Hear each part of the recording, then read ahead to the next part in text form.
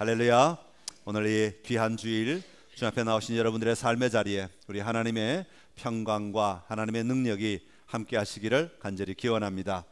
오늘 마가복음 10장 말씀 가지고 훈련인가 양육인가 라는 제목으로 같이 말씀을 나누려고 합니다. 한번 따라 합시다. 훈련인가 양육인가. 오늘은 어린이 주일이면서 동시에 어버이 주일을 맞이하고 있습니다. 이 어린이 주일과 어버이 주일을 통해서 우리가 다시 한번 생각해 보고 싶은 주제를 가지고 왔는데요. 그것은 어떻게 이 신앙의 유산이 이어지는가 하는 겁니다. 여러분 혼자 잘 믿으시다가 떠나가시면 다 된다 이런 사고를 가지고 신앙생활 하시는 분은 아마 없으실 것입니다. 여러분, 우리의 신앙은 하나님 나라의 삶을 살아가는 것을 가리키죠. 그러다 보니까 이것은 어느 한순간, 한 세대, 한 사람, 한 시기에만 머물러 있는 신앙은 결코 아니라는 것입니다. 이것은 온 땅 안에, 모든 땅 안에, 모든 세대가 끊임없이 주님이 다시 오실 그때까지 누려야 하는 신앙인 것을 우리가 분명히 기억해야 합니다. 우리가 이 신앙을 어떻게 이어갈 것인가, 앞세대와 뒷세대 어떻게 신앙이 계속 이어질 것인가, 오늘 이 문제를 같이 생각하려고 하는데, 먼저 이 문제를 다루기 전에 그러면 우리가 이 신앙을 이어가려고 할 때 나의 신앙은 어떤 것인가, 이것을 좀 먼저 점검하고 넘어가야 할 것입니다. 먼저 우리가 가진 신앙을 좀 살펴보면 좋겠습니다. 여러분은 어떤 신앙을 가지고 있습니까? 여러분은 어떤 믿음을 가지고 계십니까? 여러분의 믿음 체계는 어떤 것입니까? 여러분은 어떻게 믿음의 삶을 살아내고 있습니까? 여러분, 우리가 믿는 믿음은 하나님이 이 천지 만물의 창조주시며 우리는 그분의 피조물이라는 것으로부터 우리의 믿음은 시작합니다. 그래서 하나님이 나를 지으셨고 하나님이 나를 이끄시고 나를 옮겨가신다는 사실을 분명히 믿고 살아가는 저와 여러분이 되어야 할 줄로 믿습니다. 이 믿음은 우리로 하여금 이 땅을 살아가는 동안에 세상의 소리나 세상의 가치가 우리를 이끌어가지 아니하고 하나님의 말씀, 그리스도의 말씀이 우리를 지배하는 삶이라고 하는 고백이 담겨져 있습니다. 여러분 안에 이 믿음을 가지고 나아가는 삶이 여러분 안에 충만하기를 간절히 기원합니다. 여러분, 많은 사람들이 이 믿음의 근원들을 혼동할 때가 있는데, 우리의 믿음은 내 고집대로 내 의지대로 살아가는 것이 믿음이 아니라 하나님의 말씀, 하나님이 원하시는 가치 속에 내가 들어가는 것이 믿음입니다.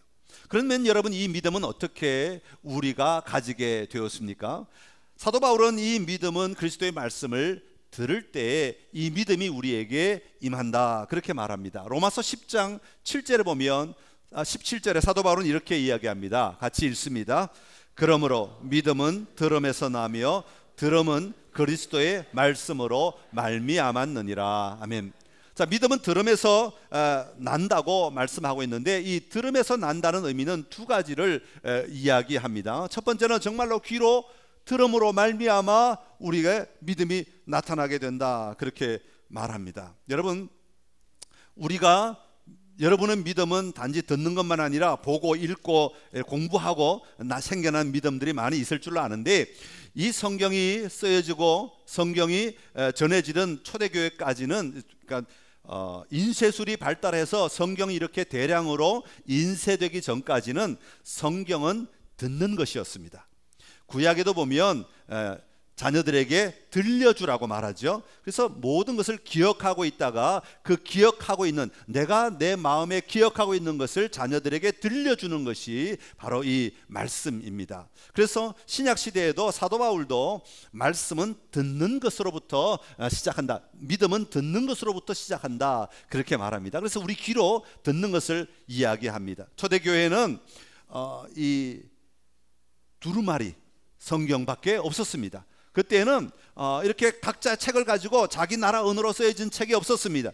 두루마리 성경이 회당에 보관되어 있으면 그 말씀을 꺼내 가지고 랍비나 아니면은 성경학자들이 와서 성경을 읽고 그 성경을 해석해 주는 것이죠. 그래서 사람들은 끊임없이 회당에 가서 끊임없이 말씀을 가르치는 곳에 가서 말씀을 듣고 또 듣고 언제까지 그 말씀이 완전히 새겨지고 내 삶을 바꿀 때까지 반복하여 듣고 들음으로 말미암아 그들의 믿음 체계를 세워 나갔던 것이죠. 또 하나, 이 듣는다는 말 속에는 귀로 듣는다는 말도 있지만 두 번째는 이 말씀이 내 마음에 이야기한다는 의미도 담겨 있습니다. 그래서 말씀이 그냥 소리로만 들려졌는데 그 소리가 내 안에 들어와서 내 심령을 울리는 소리가 되고 나 자신에게 말하는 음성이 되어 될 때 그 말씀을 붙들므로 말미암아 하나님이 나에게 말씀하시는구나 하는 것으로 들을 수 있는 것을 이야기합니다. 들려질 때 하나님이 말씀하시는구나, 하나님이 살아계시는구나, 하나님이 이렇게 일하셨구나, 하나님이 그렇다면 오늘도 이렇게 일하시겠구나 하는 것들이 들려질 때 우리에게는 믿음이 일어나게 되는 것이죠. 여러분, 신앙이라는 말이 있습니다. 믿음으로 말미암아 바라본다, 그런 뜻을, 한문에는 그런 뜻을 가지고 있는데요. 이 신앙이라는 단어의 어원을 살펴보면 이 신앙이라는 어원, 신앙이 가지고 있는 어원과 같은 어원을 가진 단어들이 참 많이 있는데 그 단어들은 이런 단어들입니다. 칭송하다, 약속하다, 약혼하다, 허락하다, 서약하다, 사랑하다, 이런 단어들이 있습니다. 이런 단어를 전부 다 같은 어원을 가지고 있다. 다시 말하면 그 원래 말이 만들어질 때 원줄기, 의도가 똑같은 것이다 라는 것이죠. 여러분, 가만히 생각해 보십시오. 어떤 한 사람이 정말 신뢰하고 인정할 만한 사람을 따르는 것, 이것이 바로 이 신앙이라는 말의 의미 속에 담겨 있는 것이란 말입니다. 신앙은 혼자 상상해서 만들어내는 게 신앙이 아니라 신앙은 관계 속에 이루어지는 단어라는 것을 이 파생된 단어들이 우리에게 보여주고 있습니다. 그렇다면 우리가 가진 이 신앙, 기독교 신앙은 어떤 모습이겠습니까? 누구와의 관계 속에서 이루어지는 것이겠습니까? 바로 하나님과의 관계 속에서, 인간과 하나님과의 관계 속에서 가진 신앙을 이야기하는 것이죠. 그래서 우리가 믿는 신앙은 하나님을 바라보는 것이고 하나님으로부터 나오는 말씀을 듣는 것이 바로 우리가 가진 신앙의 모습인 것이죠. 그런데 하나님의 모습은 보이지 않습니다. 그래서 우리의 신앙은 보이는 것을 받아들이는 것보다 더 특별하고 더 귀하다고 이야기하는 것이죠. 히브리서 11장 1절에 보면 믿음은 바라는 것들의 실상이요 보이지 않는 것들의 증거다, 그렇게 말했습니다. 보이지 않지만, 우리가 만질 수 없지만, 그러나 존재하는 것을 분명히 볼 수 있는 눈이 열려지는 것, 이것이 우리에게 엄청난 축복이다라는 것을 성경은 이야기하고 있습니다. 이 말씀을 사도 바울은 로마서에서 이렇게 표현합니다. 로마서 8장 24절의 말씀입니다. 같이 읽습니다. 우리가 소망으로 구원을 얻었음에 보이는 소망이 소망이 아니니 보는 것을 누가 바라리요. 아멘. 할렐루야. 여러분, 우리가 가진 소망은 단지 보이는 것만을 바라보는 소망이 아니라 보이지 않는 것까지도 소망으로 품고 살아가는 것, 다시 말하면 복음의 약속들을 나에게 주신 약속으로 알고 붙들고 믿고 살아가는 것, 그것이 바로 우리가 가진 신앙인 것이죠. 그래서 이런 신앙을 사도 바울은 갈라디아서 2장 20절에서 이런 문장으로 우리에게 설명하고 있습니다. 우리의 각자의 믿음의 고백으로 같이 갈라디아서 2장 20절을 읽겠습니다. 내가 그리스도와 함께 십자가에 못 박혔나니 그런즉 이제는 내가 사는 것이 아니요 오직 내 안에 그리스도께서 사시는 것이라. 이제 내가 육체 가운데 사는 것은 나를 사랑하사 나를 위하여 자기 자신을 버리신 하나님의 아들을 믿는 믿음 안에서 사는 것이라. 아멘. 여러분, 이 믿음의 고백이 여러분들의 것이 되시기를 간절히 기원합니다. 여러분, 이 분명한 믿음의 고백을 가지고 살아가는 신앙은 우리의 삶의 자리에 그 열매가 나오게 되어 있습니다. 이 믿음에 따른 태도가 나오게 되고, 이 믿음에 따른 행동이 나오게 되고, 이 믿음에 따른 말들이 나오게 되는 것이죠. 여러분, 다시 한번 먼저 오늘 우리가 신앙을 유업으로 이어주는 것을 이야기할 때 먼저 나의 신앙이 어떤가 잘 점검하심으로 말미암아 여러분 하나님 안에서 가지는 이 믿음의 고백들이 여러분을 언제나 이끌어가는 귀한 믿음의 고백이 되시기를 간절히 기원합니다. 자, 그렇다면 이런 정체성을 가진 우리들이, 이런 믿음의 고백을 하는 우리들이 어떻게 우리의 신앙을 다음 세대에게 이어줄 수 있겠는가 하는 것입니다. 여러분, 교회 안에는 많은 성경 공부가 있고 많은 훈련 프로그램들이 있습니다. 어떤 때는 며칠 동안의 훈련 프로그램이 이어질 수도 있습니다. 그런데 여러분 가만히 생각해 보면 이 신앙이 이어지는 과정이 단지 몇 시간의 교육이나 며칠간의 훈련만으로 이루어질 수 있다고 생각을 하십니까? 여러분 절대로 그렇지 않습니다. 물론 도움을 주기는 합니다. 우리의 신앙이 세워지는데 이 훈련이 훈련 안 받는 사람보다 훈련 받는 사람이 훨씬 더 신앙의 유산을 받아들이기에 적합한 환경을 가질 수 있습니다. 그러나 교회 안에서 이루어지는 짧은 훈련이나 짧은 교육들만으로 이 제자가 예수님의 제자가 만들어진다는 것은 절대로 불가능한 이야기에 가깝다, 그렇게 말씀드릴 수 있습니다. 여러분, 교회 안에 초등학생들 있습니다. 초등학생들은 어릴 때 부모님이 교회 가자 그러면 유치부부터 시작해서 유아부부터 시작해서 교회를 쭉 다니면 참 재미있습니다. 친구들도 만나고 자기들의 삶의 집에서 늘 살던 환경에서 벗어나서 정말 좋은 것들을 배우기 때문에 마음이 활짝 열립니다. 어린아이들이 또 얼마나 순수합니까? 그래서 교회 와서 재밌게 즐겁게 말씀도 배우고 찬양도 배우고 그러면서 나는 하나님을 믿는다 그렇게 말합니다. 그런데 이런 아이들이 소년부쯤 올라가면 벌써 태도가 달라지기 시작합니다. 그들의 삶의 가치가 달라지기 시작합니다. 이것보다 더 좋은 것이 있다면 어느 것을 선택하겠느냐 할 때 그들은 자기들이 더 좋아하는 것을 선택할 여지가 더 활짝 열려지게 되는 것이죠. 더 이상 부모의 말을 듣지 않습니다. 더 이상 교회에서 하는 프로그램들에 흥미를 느끼지 못할 때가 많습니다. 이런 아이들이 중학교 올라가면, 고등학교 올라가면 어떻게 되는지 아십니까? 이때부터는 부모의 말이 절대 기준이 될 수가 없습니다. 여러분, 교회 학교에 가르치는 선생님들의 말이 더 이상 절대적인 가치 기준이 되지 않습니다. 이때부터는 친구들의 말이 절대적인 가치 기준이 됩니다. 텔레비전에서 보여주는 매스미디어를 통해 공급되는 여러 가지 정보들이 이들의 절대적 가치 기준이 되는 것이죠. 그래서 텔레비전의 연속극에서 나타나는 모습들이라든지 아니면 개그 프로그램들을 통해 나타나는 모습들이라든지 자기들이 좋아하는 연예인들의 삶을 통해 나타나는 모습들이라든지 이런 것들이 기준이 되어서 그들의 가치를 형성하게 되는 거죠. 그래서 여러분 중고등학교 학생들을 가르치면서 아이들에게 물어보면 아이들은 대답을 참 잘합니다. 그런데 그 아이들이 대답을 잘한다고 믿음이 있느냐? 절대 그렇지 않습니다. 이 아이들은 벌써 배운 거죠. 뭘 배웠냐면 사회성을 배웠습니다. 어떻게 하면 부모들을 기쁘게 하느냐, 어떻게 하면 부모들이 원하는 대답을 하느냐, 이런 것을 다 배운 겁니다. 그래서 물어보면 대답은 청산유수처럼 정말 잘합니다. 그런데 그 마음 안에는 진정한 믿음은 이미 떠나가 버리고 세상의 가치가 그들 안에 가득 채우고 있는 것을 봅니다. 그러다가 대학생들이 되면 이들은 결국은 교회를 떠나게 되는 것에 대하여 조금도 주저하지 아니하고 믿음을 버리는 것을 볼 수가 있습니다. 여러분, 왜 이런 일들이 일어납니까? 왜 이런 일들이 오늘 우리 한국 사회 안에, 우리 교회 안에, 저희들뿐만이 그런 건 아닙니다. 전 세계 아마 다 그렇겠죠. 왜 이런 일들이 일어날까? 저는 말씀을 준비하면서 참 많이 고민을 했습니다. 도대체 뭐가 문제일까? 교회는 열심히 가르치고 열심히 훈련하고 열심히 도전하는데 왜 자녀들은 그 훈련에 맞추어서 성장하지 못하고 성숙하지 못할까? 바꾸어 보면 교회가 그동안 했던 교육이나 훈련들이 이 아이들의 전 생애를 바꿀 수 있는, 가치를 완전히 바꿀 수 있는 그런 교육이 되지 못했다. 다시 말하면 그런 영향력이 없었다 하는 것으로 결론 낼 수밖에 없는 것이죠.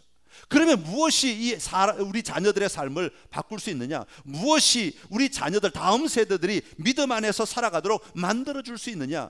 그것은 함께 사는 것밖에 없다 하는 것입니다. 삶이 빠진 교육은, 다시 말하면 함께 도전하고 그 배운 말씀을 적용하면서 실천하면서 살아가는 삶의 현장이 없는 교육은 그 아이들의 삶을 바꿀 수가 없다는 것입니다. 삶의 현장인 속에서 함께 씨름하고 함께 도전하고 함께 몸부림칠 때라야 비로소 그 삶 속에 배운 믿음이 가치가 있고 그들을 변화시키는 힘이 되고 능력이 되는 것을 발견할 수가 있는 것입니다. 그런데 우리는 많은 어른들이 교회만 보내면 다 될 줄 알아요. 교회만 가서 여러분 일주일에 1시간, 2시간 교회 와서 시간을 보낸다고 그 아이들에게 여러분 얼마나 많은 것들이 공급될 수 있겠습니까? 얼마나 많은 능력이 임할 수 있겠습니까? 말씀 준비하다가 이러지 말고 차라리 앞으로는 그렇다면 삶으로 이 말씀을 전할 수 있다면 앞으로 주일날 하루는 그냥 일주일 나머지 6일은 좀 내버려 두고 자신의 삶을 살게 하고 일주일 하루만이라도 우리 교회에서 지내면 어떨까? 그렇게 생각을 해봤어요. 그렇게 생각하고 나니까 우리 선생님들이 눈에 밟혀서 아이고 이젠 죽었다. 교사 안 하려고 할 것 같아서 사실 하루쯤은 그죠?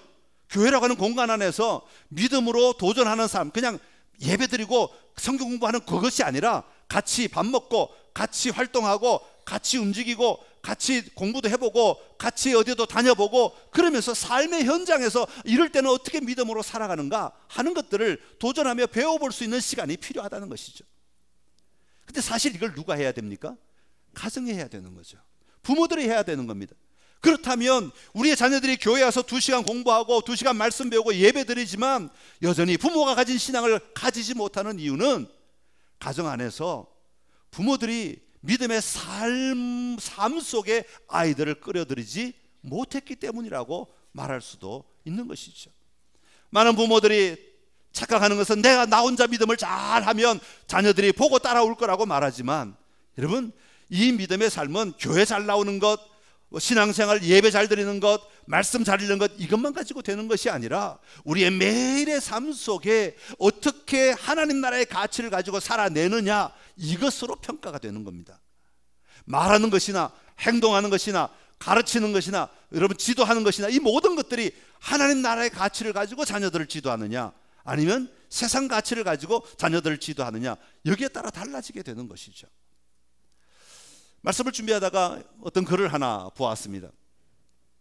우리 교회에 대한 이야기는 아닌데 일반 삶의 이야기인데 이런 이야기가 있었습니다. 어떤 한 여자분이 시집을 가서 결혼을 해서 생활을 오랫동안 하게 돼서 몇 년쯤 지나게 되었는데 한 번은 시어른들과 같이 그 시할머니 댁에 문안 인사를 드리러 가게 되었답니다. 그러니까 이제 시부모님의 어머니께 인사를 시골로 가는 거예요. 앞에 시아버님이 운전을 하고 자기 남편이 조수석에 앉아 있고 뒷자리에 시어머니와 며느리가 앉아서 지금 여행을 가는 겁니다. 근데 이 여행길이 한 3시간쯤 됐다고 합니다. 근데 가는 중에 이 옆에 앉은 시어머니께서 얼마나 그 시어머니의 시어머니 욕을 하는지 그냥 타자마자부터 시작된 욕이 끊이질 않더라는 거예요. 그런 다음에 그 욕이 좀 끝날 때 좀 돼서 이제 좀 끝났나 보다 하고 있으니까 이제는 또 형제들 욕을 그렇게 남편 형제들 욕을 막. 근데 이 옆에 며느리가 그게 뭐 한 30분 정도 그랬으면 듣고 말 건데 1시간 지나도 안 끝나더래. 2시간 지나도 안 끝나더래. 3시간 지나도 안 끝나더래.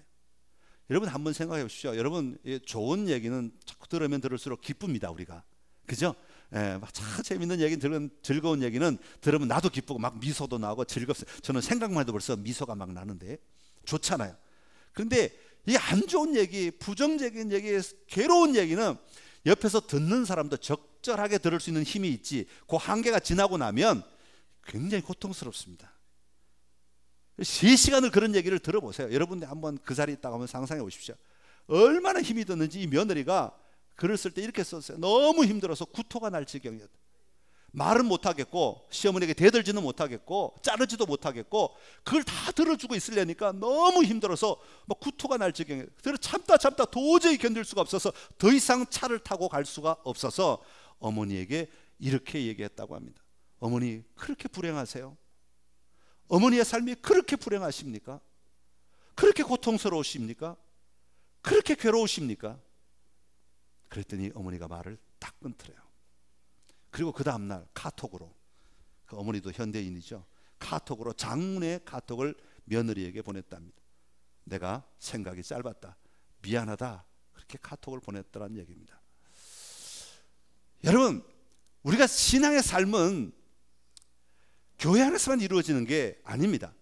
자녀들에게 신앙을 이어준다는 건 교회 안에서만 이루어지는 절대 아닙니다. 교회 안에 일주일에 수많은 시간 가운데 이 한 시간 가지고 신앙이 세워진다고 믿는다면 그게 오히려 잘못된 거 아니겠습니까?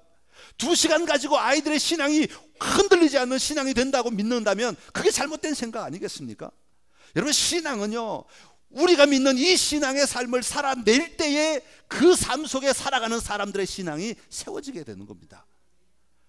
집에 가서 믿음의 말을 하고, 집에 가서 믿음의 행동을 하고, 집에 가서 믿음의 태도를 보여주고, 집에 가서 믿음의 결정을 하고, 집에 가서 믿음의 의지를 하고, 집에 가서 믿음의 찬송을 하고, 그런 삶을 함께 살아가는 자녀들은 가르치지 않아도 그 믿음의 삶을 이어가게 되는 것이죠.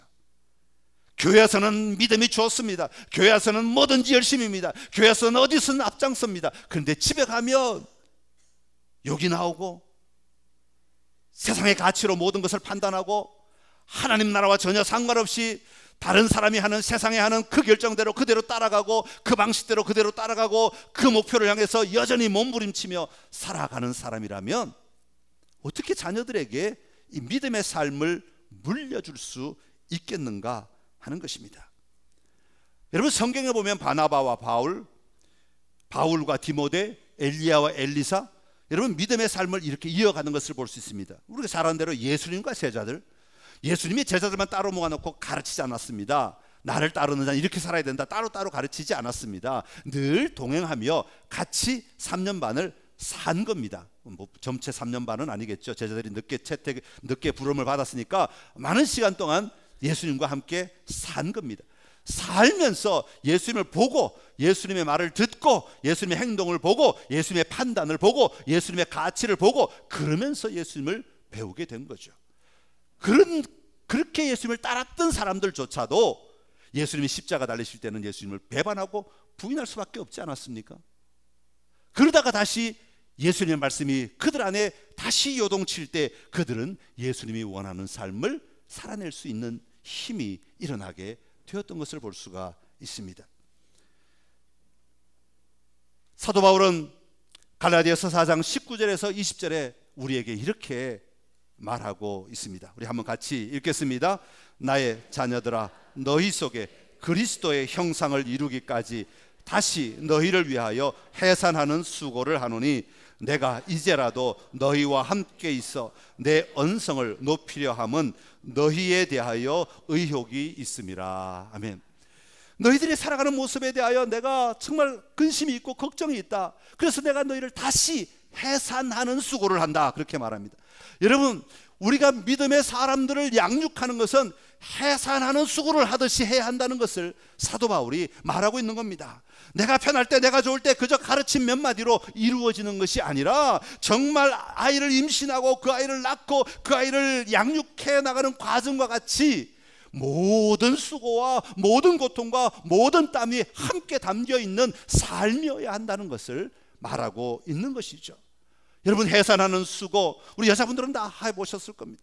여러분이 해산하는 수고가 얼마나 고통스럽습니까? 그렇다고 아이를 낳았다고 끝납니까? 그렇지 않습니다. 아이를 양육하는 과정 속에서 얼마나 힘이 듭니까? 어떤 때는 탈진할 때도 있습니다. 어떤 때는 혼란스러워할 때도 있습니다. 어떤 때는 정말 갈등할 때도 있습니다. 그럼에도 불구하고 그 견뎌내며 철저하게 헌신하며 그 자녀들을 위해 살아갈 때 그 자녀들이 마침내 혼자 서서 살 수 있는 온전한 사람으로 세워지게 되는 것 아니겠습니까? 믿음도 이처럼 정말 해산하는 수고를 동반할 때에 믿음이 이어지게 된다. 우리의 믿음이 자녀들에게서 나오게 된다. 그렇게 말하고 있는 것이죠. 사랑하는 성도 여러분, 여러분의 삶 가운데 또 저의 삶 가운데 이 믿음의 수고, 해산하는 수고가 저희들에게 다시 회복되는 은혜가 있기를 간절히 기원합니다. 여러분, 믿음의 삶은 그저 교회 가라 이 말로 끝나는 게 아닙니다. 여러분, 이걸로 우리가 정말 우리의 의무를 다했다고 말할 수 없는 겁니다. 매일의 삶 속에 내 하는 말을 통하여 자녀들이 보든 안 보든 우리의 삶 속에서 드러내고 우리가 가치를 가지고 분명하게 믿음의 삶을 살아낼 때 비로소 이루어지는 것임을 기억하시고 그런 삶의 자리로 도전하는 은혜가 저와 여러분에게 있기를 간절히 기원합니다. 오늘 본문으로 잠깐 돌아가겠습니다. 오늘 본문은 예수님께서 예루살렘으로 들어가시기 전에 일어난 사건입니다. 예수님의 사역을 갈릴리에서부터 예루살렘으로 이렇게 이해하시면 좀 쉽습니다. 예수님의 사역 초기는 주로 갈릴리에서 일어났고, 물론 예수님께서 중간중간에 계속해서 유다에 왔다 갔다, 예루살렘에 왔다 갔다 하셨습니다. 6월절이 되면 언제나 예수님은 성전에 오셨기 때문에 왔다 갔다 하셨지만, 큰 그림으로 보면 갈릴리로부터 예수님의 사역이 시작해서 점점점 내려와서 예루살렘에 들어가는 것으로 마무리된다, 이렇게 이해하시면 개념적으로는 좀 쉽게 우리가 예수님의 사역을 이해할 수 있을 것 같습니다. 예수님이 예루살렘 성에 들어가신다는 것은 단순히 어떠한 공간에 들어가신다는 의미가 아니라 이제 예수님의 사역이 막바지에 이르게 되었다 하는 것을 보여주는 겁니다. 여러분, 예수님이 예루살렘 성에 들어가셔서 무엇을 하십니까? 십자가에 달리십니다. 고난을 당하십니다. 십자가에서 죽으십니다. 그리고 무덤에 들어가십니다. 그리고 부활하시는 거죠. 이것이 궁극적으로 예수님의 사역의 클라이막스인 것이죠. 마지막 완성의 자리인 것입니다. 그 자리에 들어가기 전에 오늘 일어난 사건을 소개하고 있습니다. 여기 보면 두 부류의 사람이 등장합니다. 하나는 사람들이 어린 아이들을 데리고 예수께 오는 장면이 나오고, 또 다른 장면은 제자들이 그렇게 예수님께 오는 어린아이들을 가로막는 장면이 나옵니다. 이 두 극단의 장면들을 우리에게 소개하면서 우리의 삶이 과연 어떠해야 하는가, 우리의 믿음의 삶이 과연 어떠해야 하는가를 예수님은 분명하게 가르치고 계십니다.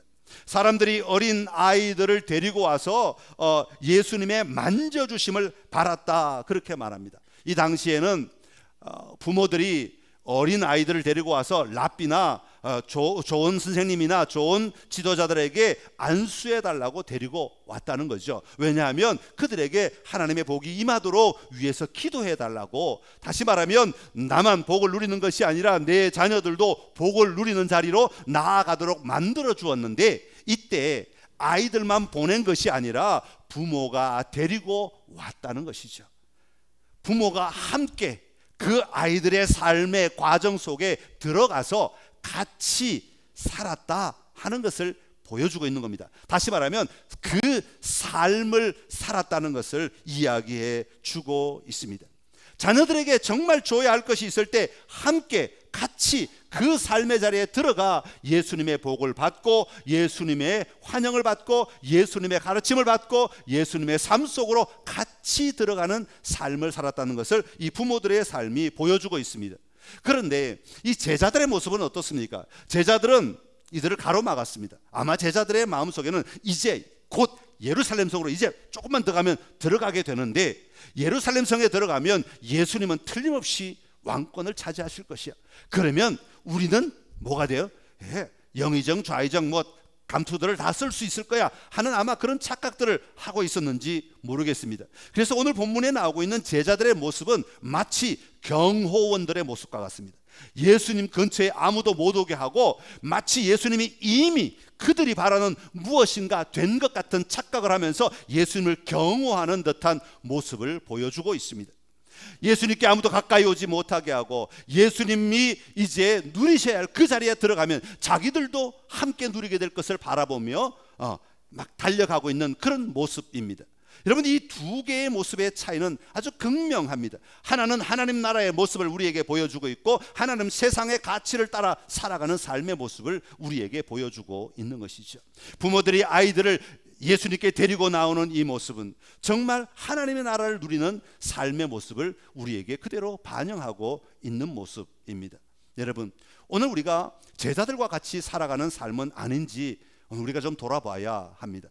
교회에서는 정말 간절하게 기도하고 뜨겁게 기도하고 하나님 믿습니다 하고 우리가 외치며 돌아가지만, 집에 가서 어떤 문제를 결정할 때 세상의 방식으로 결정하고 세상의 사고로 판단하고 세상의 원리를 가지고 적용하려고 할 때가 얼마나 많이 있습니까? 한 함께 예수님 앞에 나와 예수님의 복을 바라고 예수님의 은혜를 기대하며 나아가는 삶이 아니라 우리의 잣대로, 세상의 잣대로 살아가려고 하는 몸부림이 우리 안에 여전히 있지 않는가 하는 것이죠. 여러분, 우리 자녀들이 대학에 가고 직장에 취직을 하고 살아가는 삶을 살기를 원합니다. 그런데 우리의 모든 가치는 우리가 원하는 대학, 우리가 원하는 직장, 우리가 원하는 무엇, 어떤 그림에 몰두해 있다 이 말이죠. 여러분, 예수님을 잘 믿는다고 대학에 안 갑니까? 예수님을 잘 믿는다고 공부 못합니까? 예수님을 잘 믿는다고 여러분 어떤 좋은 직장에 취직하지 못해야 합니까? 그렇지 않습니다. 오히려 예수님을 잘 믿는 사람들이 나에게 주어진 인생이 왜 내가 이 삶을 살아야 하는지를 발견하고 가지는 대학의 결정이라면 그게 더 아름답지 않겠습니까? 내가 누구인가를 분명히 인식하고 하나님 안에서 내가 이 땅을 살아가기 위해 결정하는 직장이라면 그 직장이 더 보람된 직장이 될 수 있지 않겠습니까? 왜 우리는 신앙의 모습, 교회에 와서는 신앙적으로, 밖에 나가면 세상 사람들이 하는, 이웃집이 하는 대로 따라만 가야 하는 삶을 사는가 하는 것이죠. 오늘 우리는 제자들과 같지는 않습니까? 다시 한번 우리 안에 우리의 아이들을 예수님께 데려오는 삶이 오늘 우리 안에 회복되어야 할 줄로 믿습니다. 이 삶이 회복되지 않으면 우리의 자녀들은 신앙의 삶을 살아갈 수가 없습니다. 다시 한번 교회가 깨어서, 또 우리의 가정들이 깨어서 믿음의 삶을 보여주시고 믿음의 삶을 도전하시고 믿음의 삶을 실천하심으로 말미암아 여러분들의 삶을 보고 여러분들의 자녀들이 하나님을 믿으면 이렇게 해야 하는구나, 하나님을 믿으면 이렇게 하나님이 일하시는구나 하는 것들을 보고 발견하고 누리는 은혜가 저 여러분의 삶의 자리에 넘쳐나게 되시기를 간절히 기원합니다. 기도하겠습니다. 참 좋으신 우리 하나님 아버지, 우리의 신앙은 계속해서 이어져야 할 것입니다. 주님 다시 오시는 그때까지 이 믿음의 삶은 끊임없이 이어져야 할 터인데, 혹시 우리들이 제자들과 같은 태도 때문에 이 믿음을 단절하고 있지는 않는지 돌아보게 하여 주시옵소서. 하나님이 이 부모님들처럼 어린아이들을 주님께로 데리고 오는 것을 기쁨으로 여기게 하시고 가장 소중한 가치로 여기게 하시고 가장 아름다운 일로 여기며 살아갈 수 있는 신앙이 회복되게 하여 주시어서 이 믿음이 우리에게만 끝나는 것이 아니라 우리의 자녀들에게도 이어지게 하시고 우리의 자녀들도 믿음으로 말미암아 몸부림치는 삶이 회복되도록 역사하여 주시옵소서. 그래서 하나님을 찬양하고 감사드리며 예수님의 이름으로 기도드립니다. 아멘.